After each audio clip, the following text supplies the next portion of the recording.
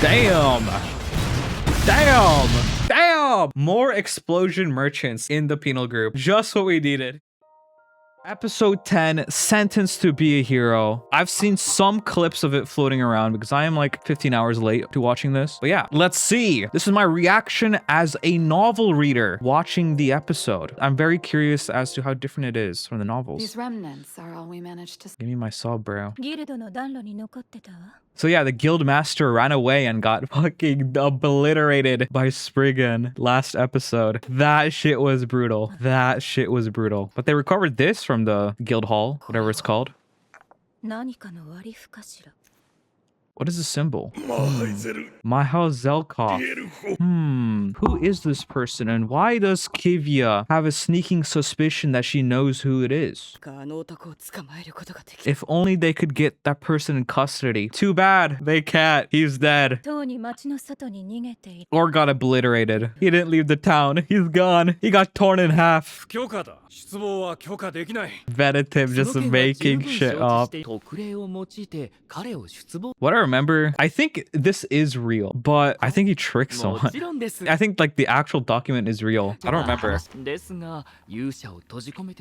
Yeah, basically locking up a hero actually helps them. Like if you're a hero and you get put in punishments and you just get like, you know, stuck in a jail cell, that's actually a good thing because that means you're not gonna die and lose your humanity. At least you're like surviving as like a person in jail, as a prisoner. That's like way better than fighting the demon blight. So yeah, I'd rather get locked up.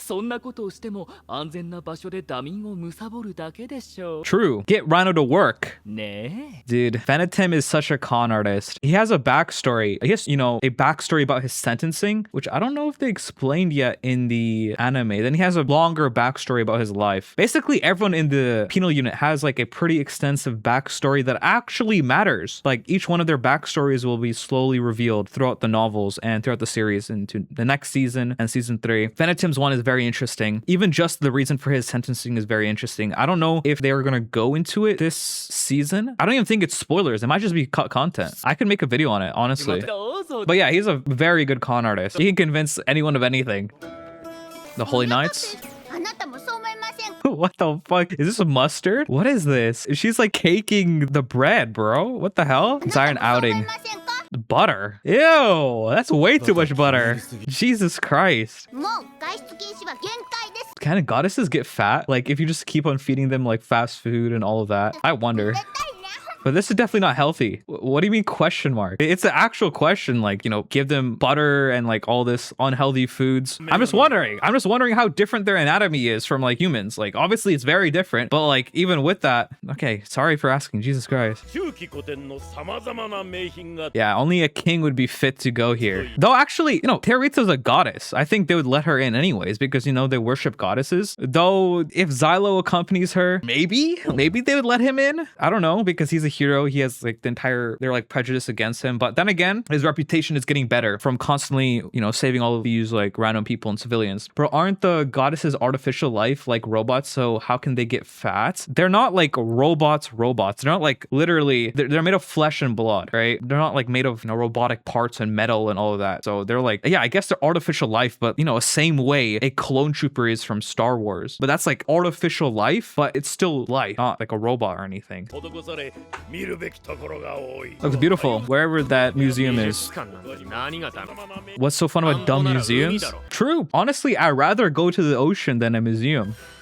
Ooh, I've said this before, but I absolutely love the art in the anime for Sentenced to be Hero. It's so beautiful. It's like the Mushoku Tensei season 1 background art. It never gets boring. Honestly, the anime makes the world building so much better for Sentenced to be Hero. Look how beautiful this is. These guys like hunt ducks. Imagine being a duck and he's just fucking obliterated by a dragon. But it's kind of dangerous, you know, walking around with all these coexisters, like especially for a goddess. Yeah, you have a target on your back. No, W Kivya. Look at Terita. Always so happy. Yeah, she's tired as hell. I wonder what she was staying up all night for. Jesus Christ, look at these eye bags. Okay. Yo, she's not eating her food. Wait, is she done or is she just getting started? I wonder what she's busy with.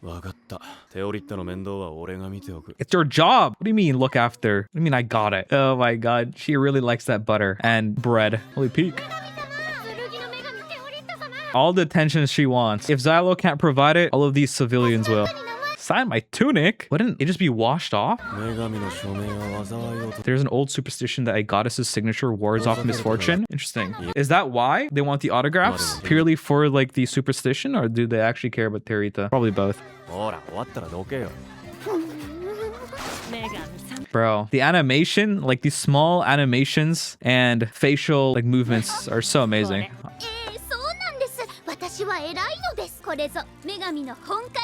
This is the treatment all goddesses seek.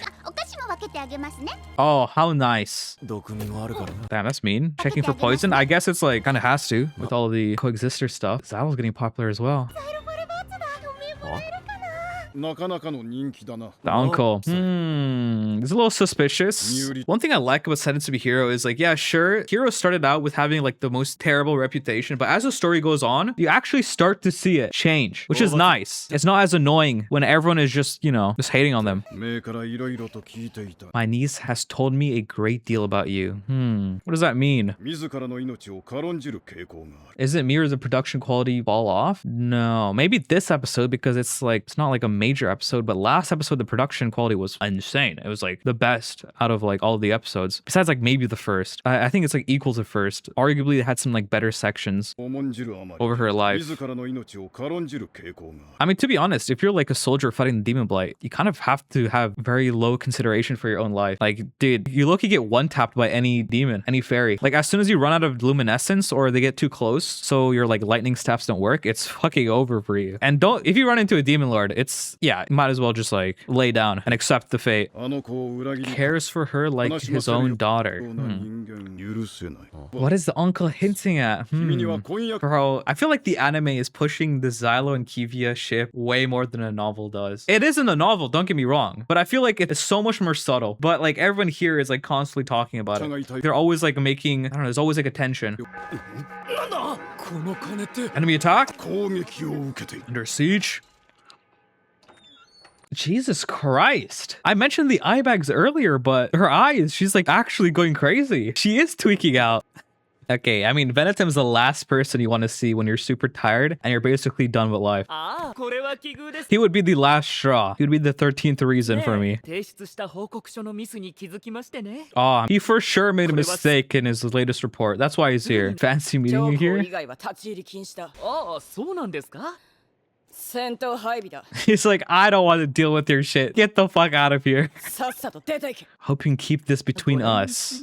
How's the anime versus the novel? I think the anime overall is an improvement on the novel. There's definitely a lot of changes. The anime is very slow. This first season, we're getting like 6 episodes per volume. And like the first episode was what, 90 minutes? An hour long or something? Is either 60 or 90 minutes. So like 8 episodes for volume 1 and then 6 episodes for volume 2, which is like insane. That's like double the time most other anime have for each novel. So it's very slow and they add up a bunch of new things, which is nice. Overall, I think it's improvement. Not that the novels themselves are bad. I don't think they're anything special, right? They're interesting. All the characters are really cool, has good lore, has good fights, a lot of good twists and mysteries. And like once you get into, especially into season 2, you'll start to see a lot more of those. But would I put it above series like ReZero, Lord of Mysteries, even Mushoku? No, not really. Would it be above series such as T-Bait? Maybe not yet. T-Bait novel or anime? T-Bait novel I'm talking about. Yeah, I'm factoring the entire T-Bait novel. Sentenced to be Hero is a lot better than the beginning, like first 5 volumes. If I was doing volume for volume, and it was like the first 5 volumes of T-Bait versus the first 5 volumes of Sentenced to be Hero, Sentenced to be Hero absolutely clears. But I'm factoring in like volumes 7 through the latest one, what was that? 12? So I'm factoring all of them. This symbol again. She saw this earlier, like in the beginning, right here, under her thumb. I wonder what the symbol is. One question, will new heroes continue to appear in the following seasons? No. Today, this will be the last hero that shows up for the following at least 3 seasons. And I think he's right here. Venetum and The GOAT, Rhino! I think out of all of the heroes, Rhino is my second favorite. First, Xylo, obviously, is the main character. Amazing. We see everything through his POV. And then second, fucking Rhino. Hello, comrade Xylo. Very cool backstory as well. Very interesting. You'll see good twists with him towards the end of season 2. And like, all I'm gonna say is pay attention to what he says because there's a lot of foreshadowing. My heart broke for you in my prison cell. Dude, he's not even smug, bro. Like, he's just like this. He's not even trying to act smug. Teorita's scared of him. He looks like a guy I'll hate? No.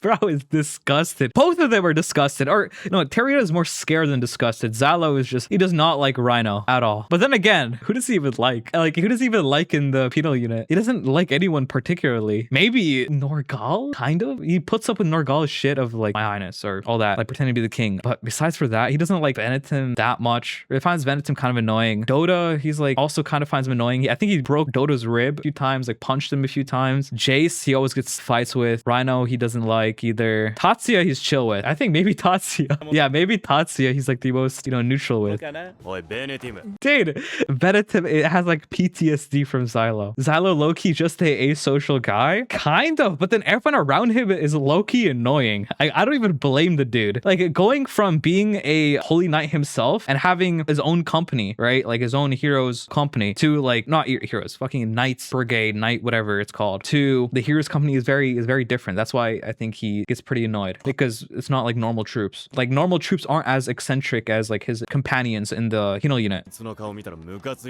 Just looking at this bastard is pissing me off. I love the sense to be hero expressions. Is that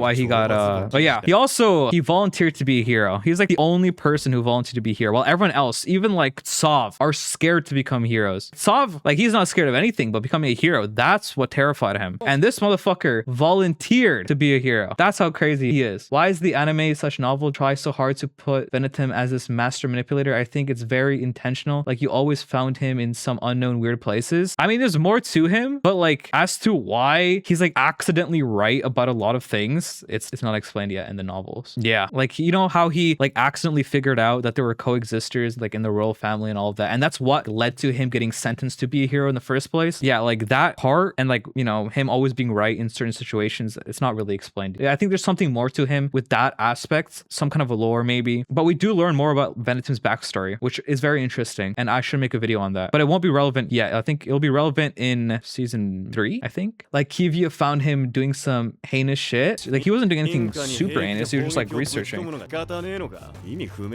motherfucker just shells civilian houses.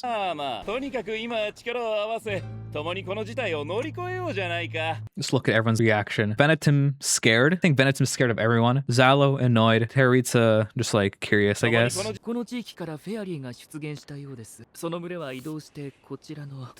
Fujiya. Crucial for their coastal defense. Oh, it's right here. I think we saw it earlier too, when Jace was talking about going above the ocean. Damn, they both knew. And Xylo's annoyed as well. I think it's the same artilleryman from last episode. I think so. Venetim is around mentally ill characters. I'd be scared too. Yeah. Like, I think Xylo in episode 7 like held him up against a wall and was like gonna punch him. I'd be scared, yeah. But then again, he is pretty annoying. So are some of the punches warranted? I mean, maybe. Sometimes. Oh, holding this whole region hostage because they can what, like send in artillery? Galtuil is like the military headquarters, by the way. Yeah, so basically they're gonna be on the front lines alone.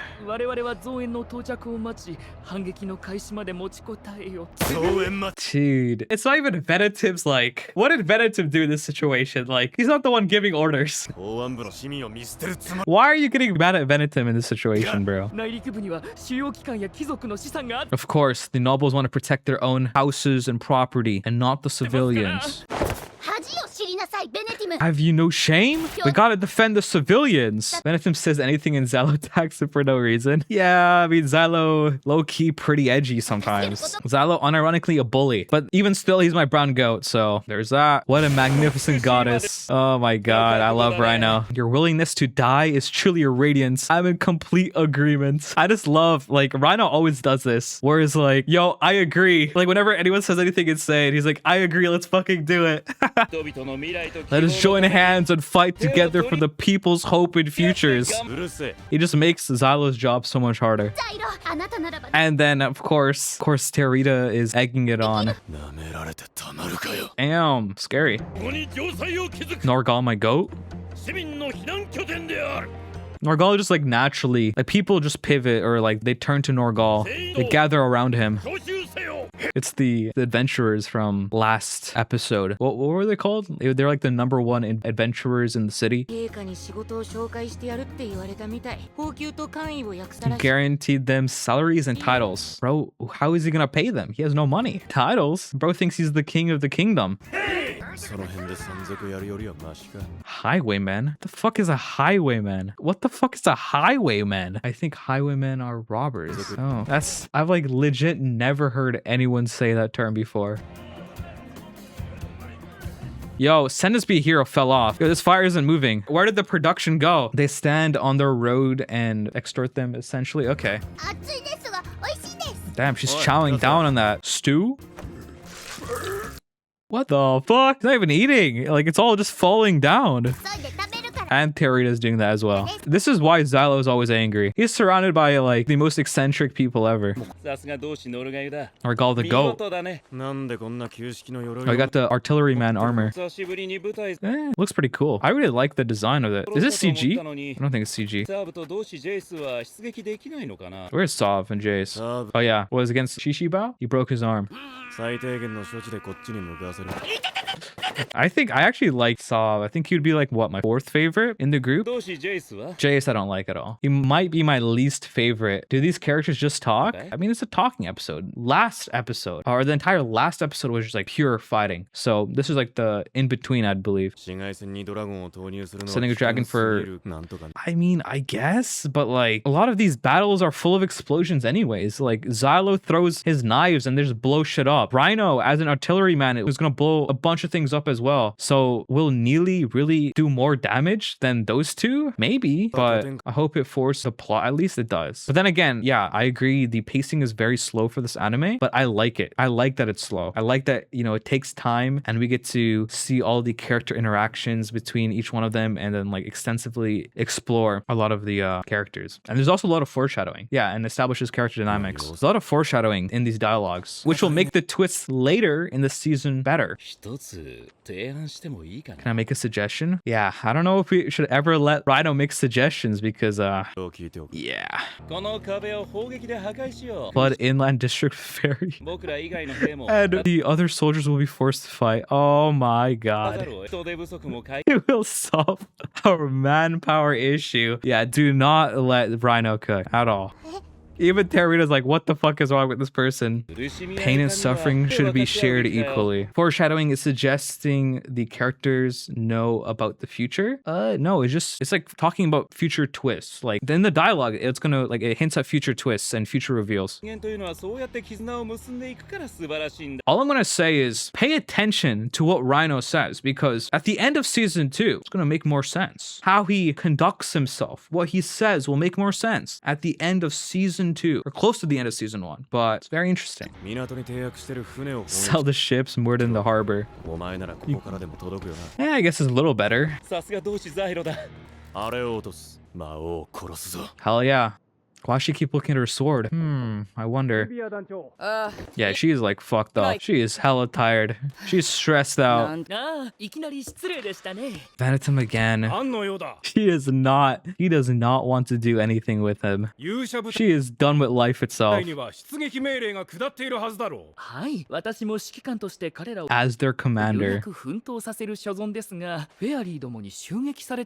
Fairies attacked it? What? I have a feeling it's unnatural for characters to be able to foreshadow what they probably shouldn't know. No, it's more about like the backstory and like what will happen. It's not like what you think it is. What they're saying foreshadows twists that we learn about their backstories and like what they will do, how they will act in the future. I don't know what you're thinking, but this is like pretty standard. You probably see this in a lot of anime.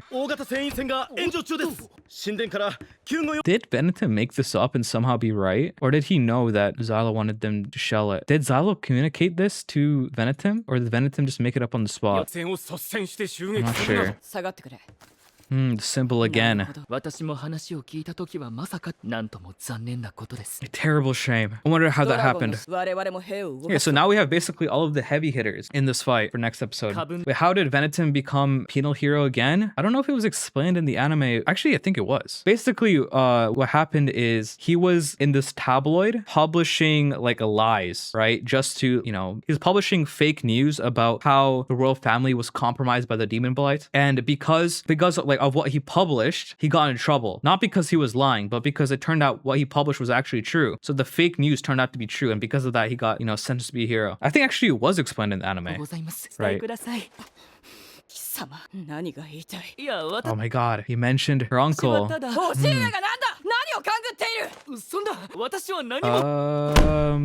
don't think this happened in the novel. I don't think she... What? I don't think she crashed out like this in the novel. Yeah, she did not crash out like this in the novel. I think Venetim just mentioned it and her like eye twitched or something. And then it like cut to someone else's POV like somewhere else. I don't think she crashed out like this, like at all. This is like purely anime only. And I'm very, I don't know if I like this addition. His support for me and the Holy Knights has never wavered. Yeah, I don't like this edition. I don't like this edition. Hevia, you know, I feel like the anime makes her seem a lot more dumb than she is. They dramatized quite a bit with this. Yeah, even bro is just like, he's like, what the hell? Like, why is she like this? Yeah, I think the anime has changed Kivia's personality quite a bit compared to the novels. In good ways and bad ways. I think this one, how many episodes are left for season 1 to be complete? I think it's 2 more episodes after this. Every character acting like the MC. Jesus. We're getting to the battles. Incoming. Bane of artillery. Oh, Tatsuya instantly jumping into combat every single time. Jesus Christ. All I'm saying is, imagine Prime Tatsuya when he wasn't like brain dead. Just imagine how powerful he would be. I like Tatsuya more than who? Kivia? Got the Gilgamesh gate. Damn! Big on.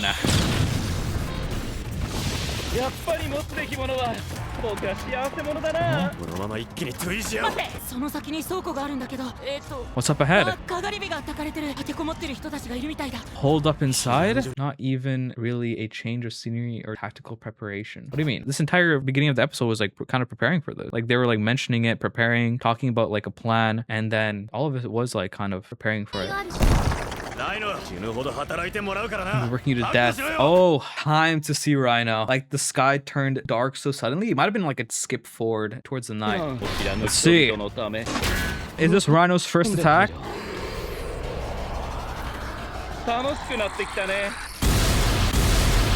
Damn. More explosion merchants in the penal group. Just what we needed. Holy. There wasn't a sequence of the characters getting equipped, ready, or moving people around. I mean, I guess. I don't know. Do you really need that? Damn. Let me see the hole. I think this is a lot smaller than what the explosion showed. This is like a small hole for that size explosion. And like the buildings aren't even harmed. Especially you. Yeah, she is creeped out by Rhino. Usually she loves praise. Why does she not like rhinos? You and I are very similar. Spur of the moment. True, Spriggan is still out there. They got lightning staffs. Did the coexisters arrange this? Holy.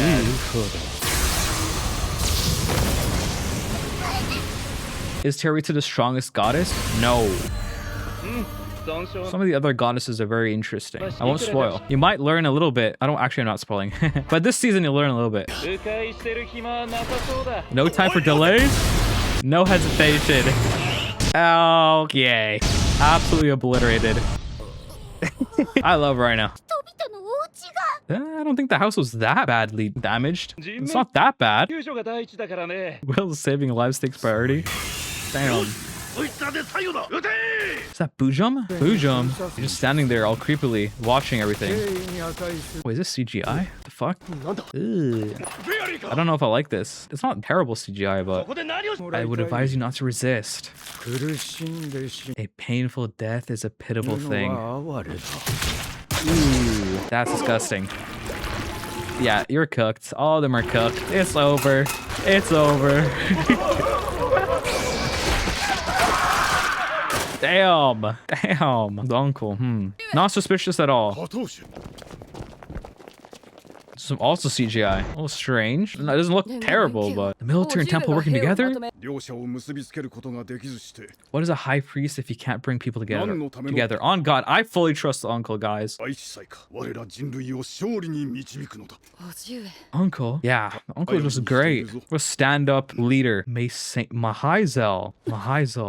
What? Mahizel? What? What does this expression mean? What is she gonna do? Yeah, all I'm gonna say, great episode, had amazing moments. You can really see the internal conflict within Kivia, and I like the banter between each of the characters. It really establishes the dynamic within the heroes' party, right? The penal units. I love Terita, very cute. We saw this in previous episodes, but Xylo's reputation, even though he's a hero, has been improving a lot. People want to get autographs from him. Even kids, usually they would be scared, or their parents would be like, oh, don't talk to a hero, but people are starting to come around, even though he's a hero. I mean, as for the High Priest Marlin, I don't know. I don't like how the anime presents it. I feel like in the novel, it's different. I don't want to spoil anything, but I think also here we had a little joke about Kivia being in love with Xylo. It's a little bit more played out in the anime than in the novels. She is still like this in the novels, and we could see more of that internal monologue from her. The anime does it differently. She's stressing out, has eye bags. Rhino, he's finally introduced, my second favorite character in the penal unit. And then the fight itself, I'm gonna be honest, it wasn't anything crazy. I think it wasn't a priority episode, so I'm not really expecting much. I think next episode will be a lot better, but it was okay, right? The battles weren't crazy, but then again, they're just fighting normal fairies. So once we get to the next episode and the last episode, I think that's where the production will shine again. Not that this was terrible. Obviously, it's infinitely better than T-Bait. So, but yeah, overall, I would rate it a solid 8. Improvement on the novels. I think all of the episodes so far are an improvement on the novels. W episode. If you guys want to watch the uncut version of this reaction, it's on Patreon. Go to the description and you'll find it there. Yeah, see you guys.